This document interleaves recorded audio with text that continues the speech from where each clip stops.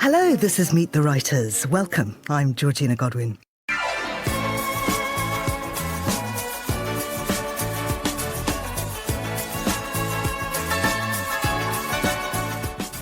My guest today is an award-winning writer and one of Sweden's most respected music journalists. He's written about every genre, from punk to disco, chronicling his home country's varied and complex musical scene in publications including Expressen and Dagens Industri. He was also instrumental in the founding of the Swedish Music Hall of Fame in 2013 and was its chairman for the first 3 years. Who better, then, to write about Sweden's best-known musical export? In part, thanks to unique access to the band themselves, the Book of ABBA, Melancholy Undercover, details both the context and the cultural impact of this superstar group, with many revelations along the way.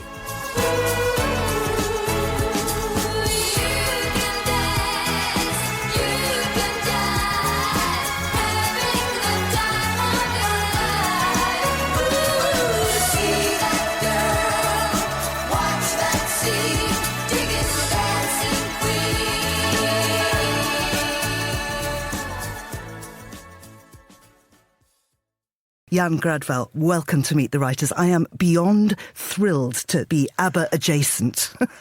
Thank you. I'm honoured to be here. You've had an extraordinary life. I mean, you started a punk fanzine at just 16 years old. What was your musical education? Yeah, that's how I started. So I did this fanzine with a friend from when we started at 16, and we were doing the fanzine for 5 years. And that fanzine actually got quite a lot of feedback in Sweden. It was considered one of the best punk fanzines, whatever that means. But then I got picked up by the biggest daily paper, Expressen, because they were looking for a young music writer. So they asked me to start to write for them. So that's why I have no journalistic education, really. So I have been writing about music professionally for 40 years. But that started out with this punk fanzine. And do you have any musical education? No, I haven't. You don't play a thing? I don't play a thing, which I used to say that was quite good, because when I listen to music, I have to sort of explain it to people who are not musical.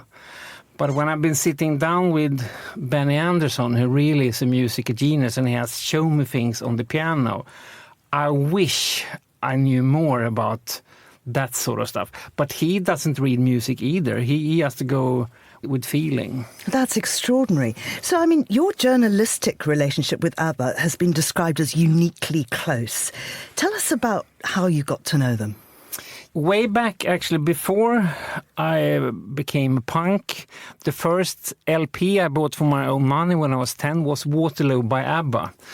When they won Eurovision, which was a huge thing in Sweden. So I've always been an ABBA fan. So that was 74, wasn't it? That was 74. But in 2013, 11 years ago, I did a story for the Swedish daily paper where I write, where I was the first one to get all 4 members to agree to appear in the same interview. And that was their first interview in, 30 years? Yeah, the first one where they all 4 talked. After that, I think they sort of trusted me, probably because actually I was a music journalist asking questions about music.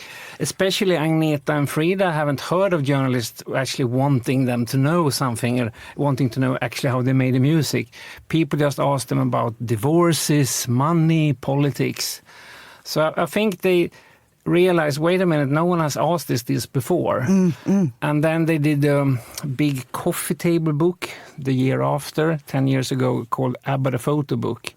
And they asked me to join them and write the captions in that book. So they all 4 got together and picked the photos, and I helped them to write that. So, I mean, that really is a unique and very close relationship. Especially in Sweden. I mean, we have ABBA and nothing else. So they're like royalties in Sweden in a way.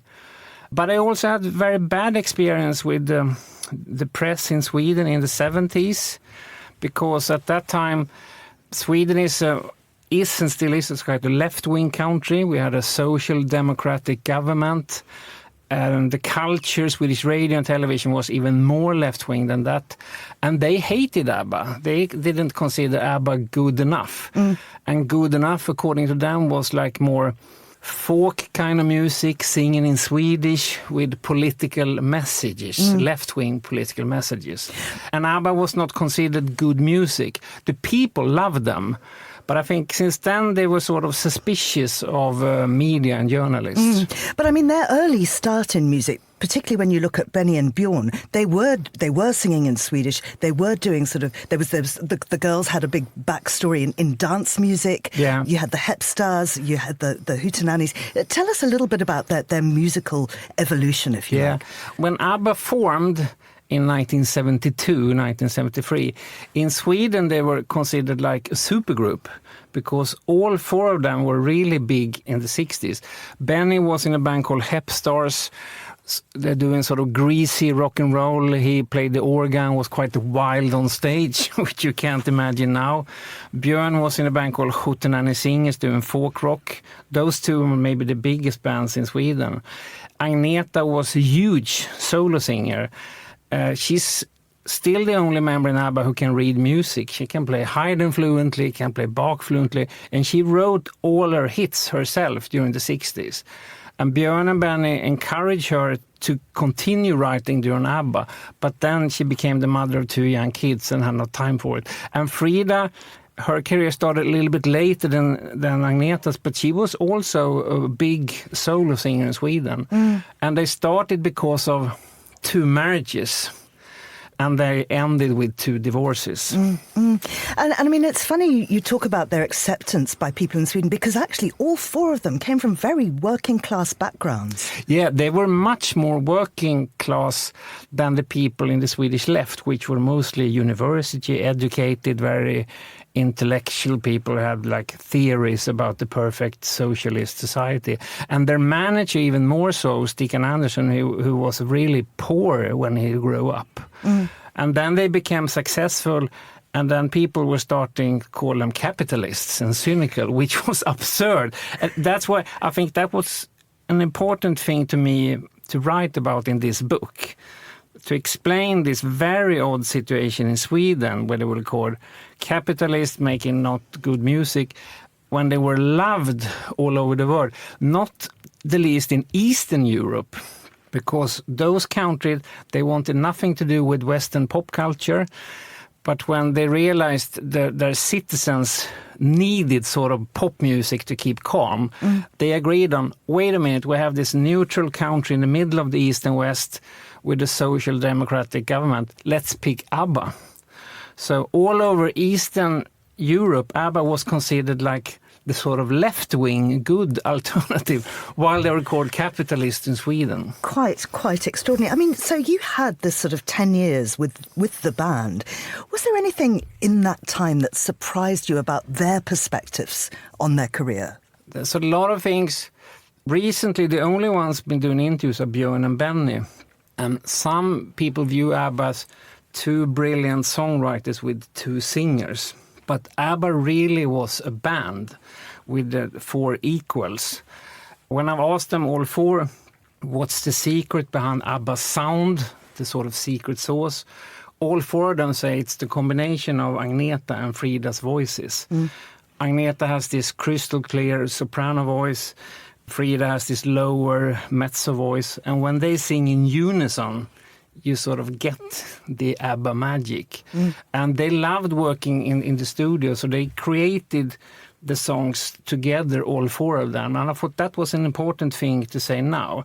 Maybe a little bit of sexist view, that you not consider that the female members can be equal to the male members, especially in the 70s and 80s.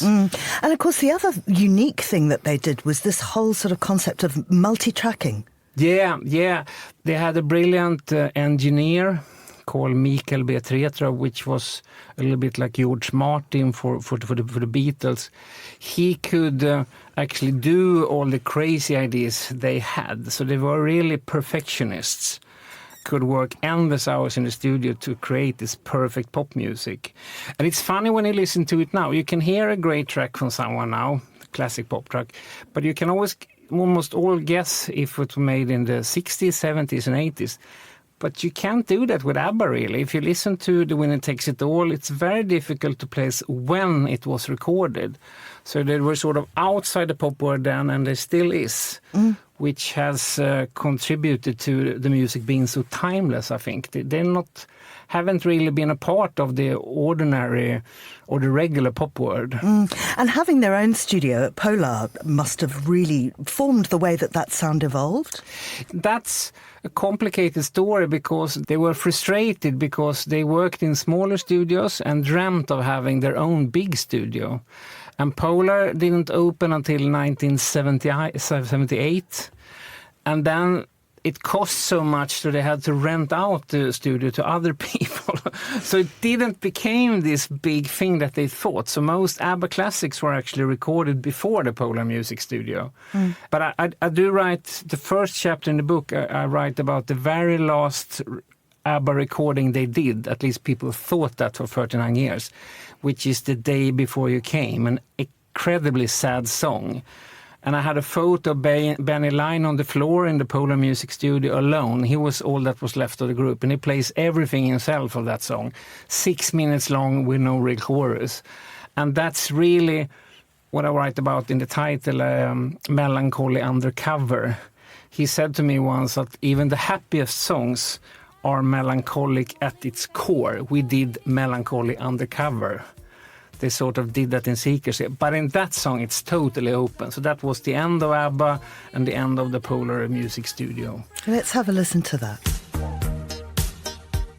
I must have made my desk around 9:15,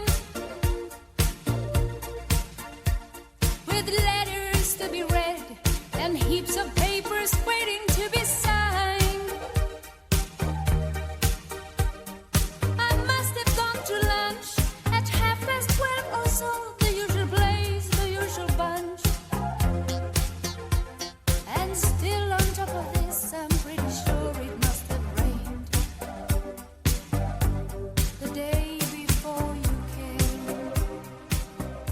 That was The Day Before You Came, and as you say, completely timeless. What do you think is at the core of that? Why does ABBA appeal across the generations? I mean, even when I was growing up, it was kind of deeply uncool to like ABBA, but I did, and now everybody, I'm glad to see, has come around to the right way of thinking. But there has been a core of people who have always seen that actually they are musical geniuses, whatever you want to call them, and dismiss them as popular. Yeah, there's a lot of things going on, especially in that track, because I think ABBA were the first pop group to start to sing about middle-age life in contemporary pop music. They started out as the marriages, which became the divorces, and they started singing about being divorced, being alone with your kids, songs like When All Is Said and Done, Slipping Through My Fingers, Leaving Your Kid to the Other Parent, those kind of songs. And in this song, Benny wrote the music, Björn wrote the lyrics about this woman living a very dull, ordinary life until the day before you came, sort of. And Agneta, they decided that she should not sing with her fantastic full voice. She almost talks you through this song, sounding very sort of depressive, more like an actor than a singer, really. All Frida does is a little bit of choir singing. She was away doing a solo album with Phil Collins. But everything this together becomes something unique.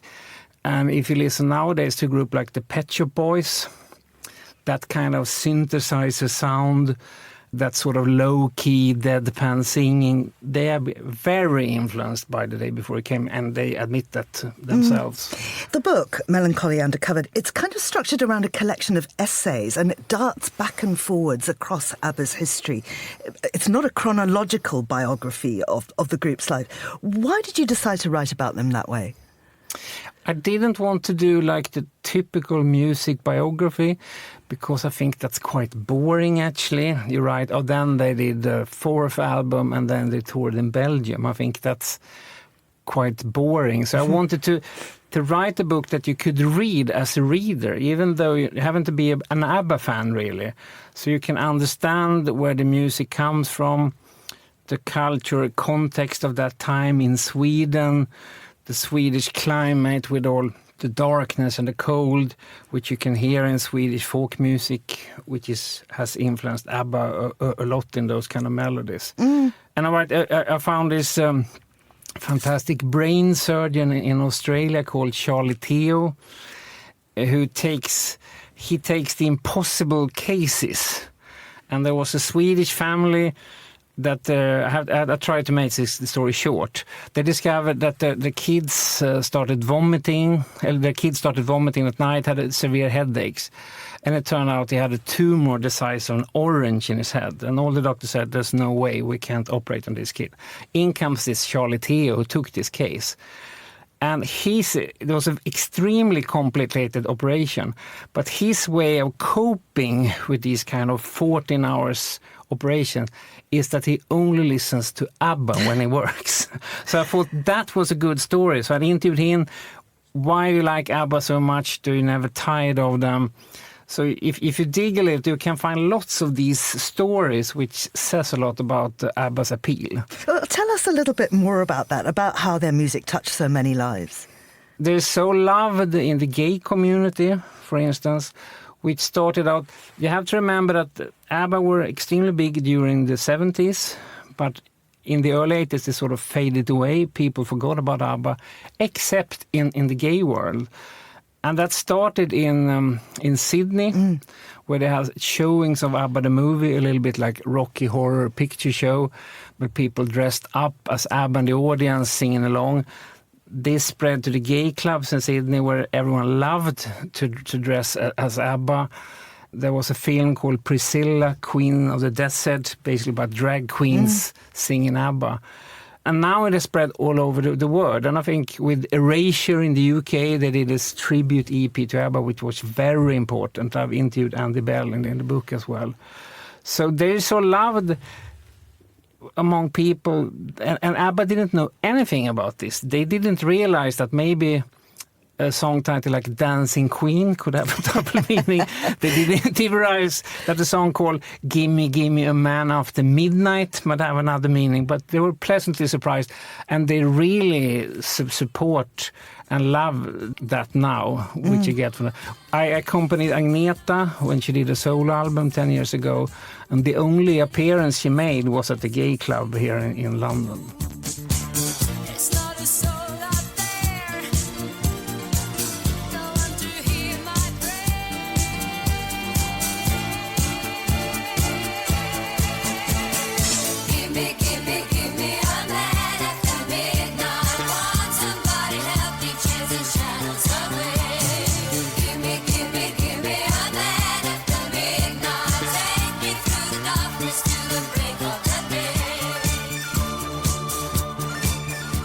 I know these are not the questions they want to answer, but you're here and I'm going to ask you that we've famously heard her complain a lot about her treatment and about struggles with mental health.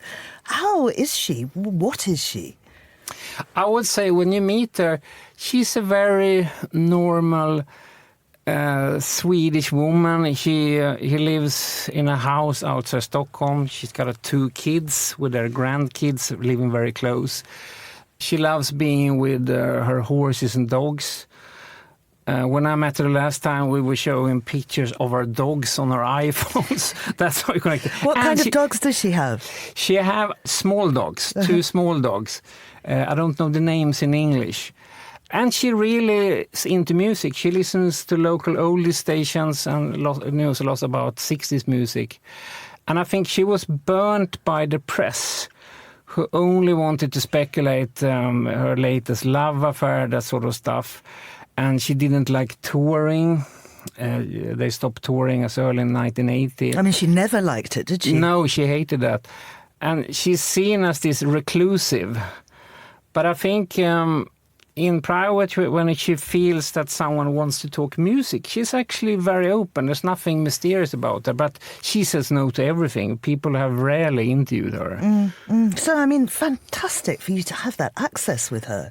Yeah, I'm very grateful for that. Yeah. Frida, of course, has been here in the UK quite a lot. I've come across her a few times. Yeah. We've chatted. I've even done a very small interview with her.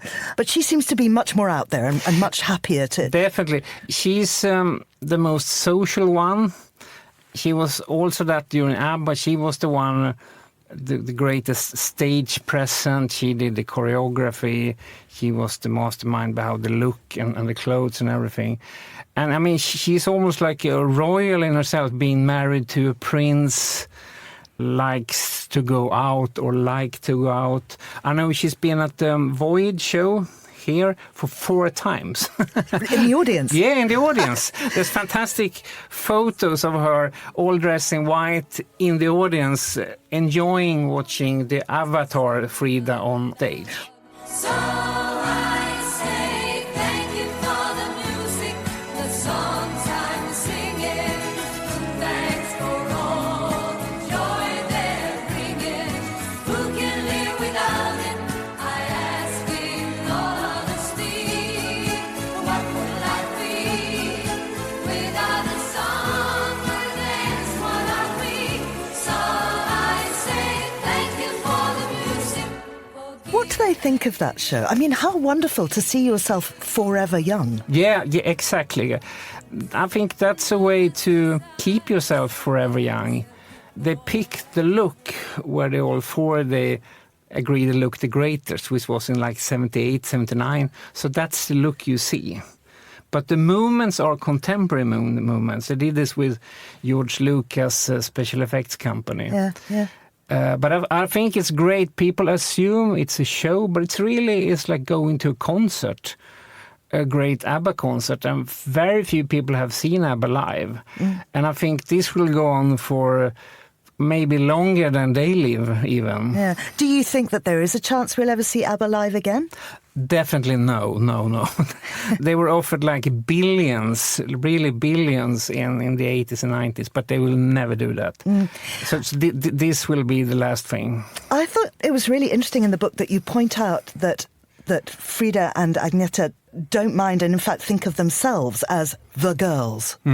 No, exactly. That's really fun because they call each other the boys and the girls. When you talk to Björn and Benny, they refer to the girls and they refer to the boys. Still, I mean, they're over 75 now. I think that was very cute.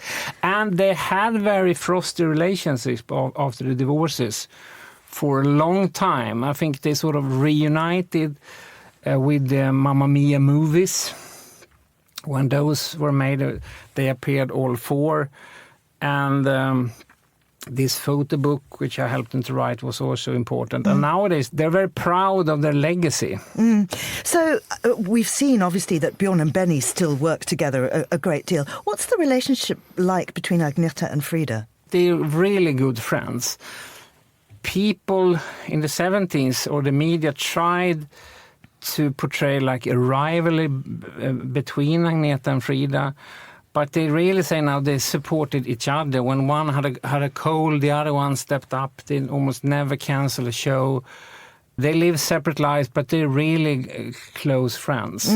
Maybe even more so now because they have this catalog, these songs to look back to and realize, okay, what a unique life we've actually had. So to the boys, to Benny and Björn, who of course have really, really carried on. Both the girls have had some kind of solo career too, but Benny and Björn have really branched out into different sounds. Tell us about them now. Yeah. Benny, he is like the Yoda of ABBA. he is like quite mysterious. He likes to speak through music, he says. But he plays the piano every day for 2 hours. And he has this band in Sweden called the Benny Andersson Orchestra, a big band with horns and fiddles. And they are huge in Sweden. But they play like music to like ballroom dancing music. So it's far away from the actual pop world. And it goes back to that dance music genre. Definitely does. And he scores, I met him like 2 weeks ago, and then he worked on a score for a documentary series on Swedish television about Sweden during the Second World War. He also scored a documentary about Olof Palme, the Swedish prime minister who was murdered in 1986. So I think in Sweden, he is really, as a composer, he is even bigger than ABBA. Norway has Grieg, for instance. Finland has Sibelius. And we say we have Benny Andersson in Sweden. And Björn loves doing new projects. He still writes those lyrics to Benny's songs, the ballroom dancing songs. But he has been very involved in the Mamma Mia musical, the movies. He's investing in a lot of firms. He discusses the future, the music business. So he's the one you see the most. But he also has a complicated childhood, which I write about in the book. Like had a very bad relationship to his father. He has blocked out memories. So they all four have quite complex backgrounds. And do you think that influenced their musical evolution? Definitely so, definitely so. I think that gave them a feeling that music is everything, and music is a way to express stuff that you can't really talk about.